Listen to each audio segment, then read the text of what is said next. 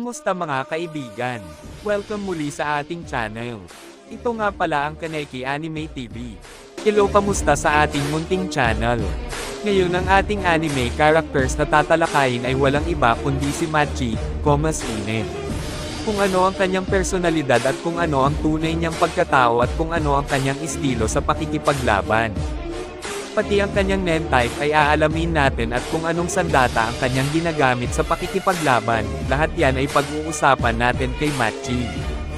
Una siyang ipinakita sa serye ng Hunter x Hunter, doon sa Heaven's Harina Arc. At doon din natin nakita na ikinabet ni Machi, ang naputol na braso ni Hisoka. At wala man lang kahirap-hirap ang kanyang pagkabit nito, gamit ang kanyang mga sinulit. At isa pa ay wala man lang bahid ng dugo ang pagkonekta niya sa naputol na braso ng Joker.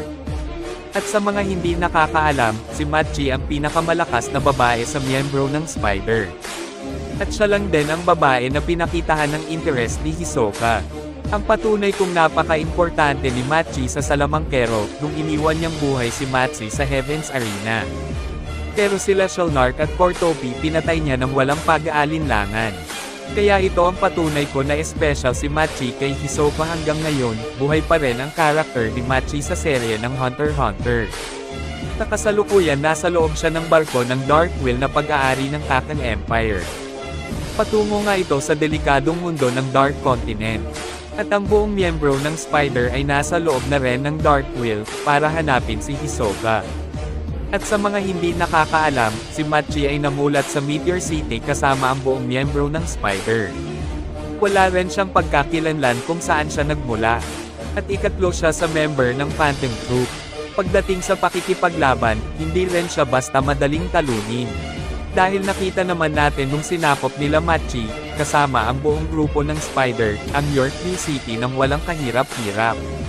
At nasaksihan nga natin kung paano nagpakitang gilas ang babaeng Spider sa arc na yan.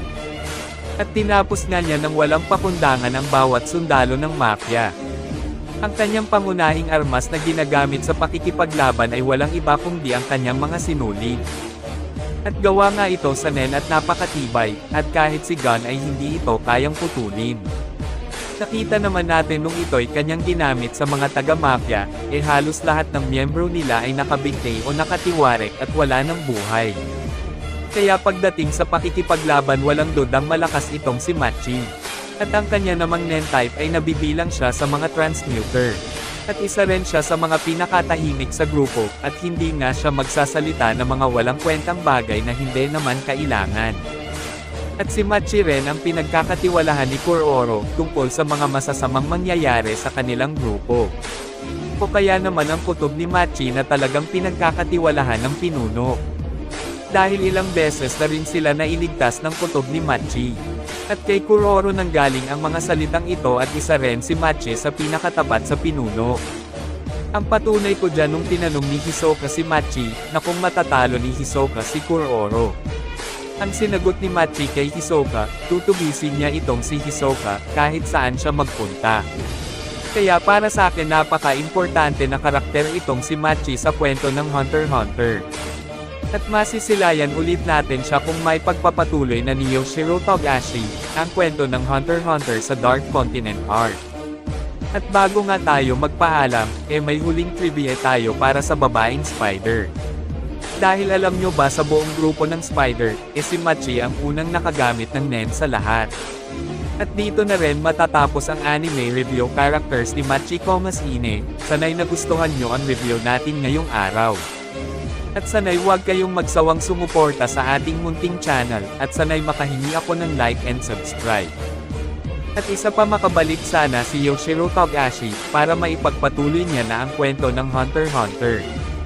Katulad ng One Piece na updated sa manga. Saka nga pala guys, ang channel na ito ay nakafocus sa lahat ng anime, kaya kung meron kayong anime characters na gustong i-review, i-comment nyo lang sa comment section. Maraming salamat sa inyong lahat.